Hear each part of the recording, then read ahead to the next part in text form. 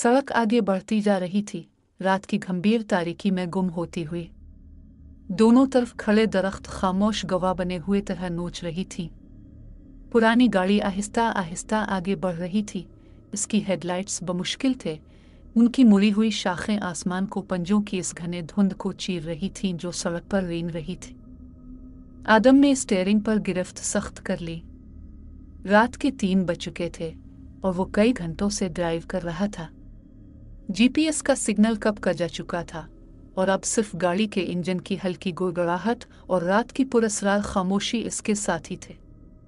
इसे कुछ अंदाजा नहीं था कि वो कहाँ जा रहा है। फिर उसने इसे देखा।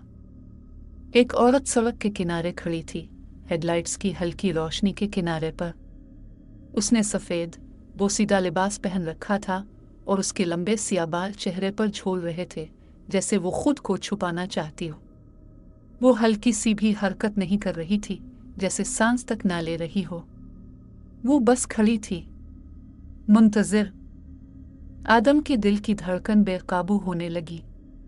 वो जानता था कि उसे रुकना नहीं चाहिए, मगर उसकी मौजूदगी में कुछ ऐसा था कि इसके हाथ लरजने लगे।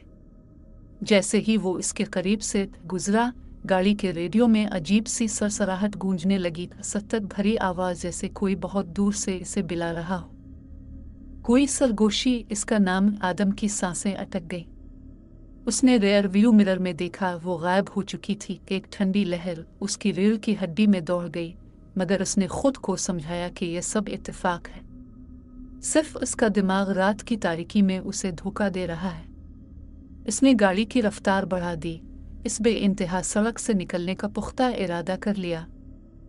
लेकिन चंद मिनट बाद इसका खून रगों में जिम गया। वो दोबारा वहीं खड़ी थी, बिल्कुल इसी जगह, इसी हालत में, इसी खामोश बेजान मौजूदगी के साथ। आदम का पेट मुड़े जाने लगा। ये मुमकिन नहीं था। उसने यू टर्न नहीं लिया था। सड़क मुसलसल सीधी जा रही थी और फिर भी वो वहाँ खड़ी थी। वो जोर से दांत पीस कर आगे बढ़ा। इसके हाथ पसीने से भीग चुके थे। रेडियो में फिर वही सरगोशियाँ, इसके नाम की सरसराहट, जैसे कोई बहुत करीब हो। फिर रेयर व्यू मिरर में कुछ ऐसा दिखाई दिया जिससे इसकी रूह कांप गई। वो औरत अब सड़क पर नहीं थी, वो पिछली सीट पर बैठी थी। आदम का सांस घुटने लगा। इसकी आंखें बेइख्तियार दोबारा मिरर की तरफ उठी। इसका सर गैर फितरी अंदाज में एक तरफ झुक गया और उसके बिखरे हुए बाल हिट गए, एक ऐसा चेहरा जाहिर करते हुए जो इंसानी नहीं था। गहरे सियाह खाली आंखें और एक खौफनाक मुस्कुराहट जो गैर इंसानी हद तक फैली हुई थी। इसके नोकीले खून आलूद दांत नुमायां हो रहे थे। तुम गलत रास्ते पर जा रहे हो, वो सरगोशी करने लगी। इसकी आवाज़ सांप की सरसराहट जैसी जहरीली थी। आदम चीख पड़ा, स्टीयरिंग को झटके से मोड़ दिया। गाड़ी काबू से बाहर हो गई। टायरों के घिसकने की तेज़ आवाज़ रात के सन्नाटे में गूंजने लगी। गाड़ी घूमती रही। हेडलाइट्स कभी सड़क पर, कभी दरख्तों पर रोशनी डाल रही थी। फिर अचानक एक झटके के साथ रुक गई। दिल जोर जोर से धड़क रहा था। उसने लरजते हाथों से पिछली सीट की तरफ देखा। वो खाली थी। इसकी सांसें बेतरतीब हो चुकी थी। पूरा जिस्म पसीने में भीग चुका था। वो फ़ोन की तरफ लपका, लेकिन वो बंद था। ना सिग्नल, ना कोई रास्ता, सिर्फ वही सड़क जो ना ख़त्म होने वाली लग रही थी।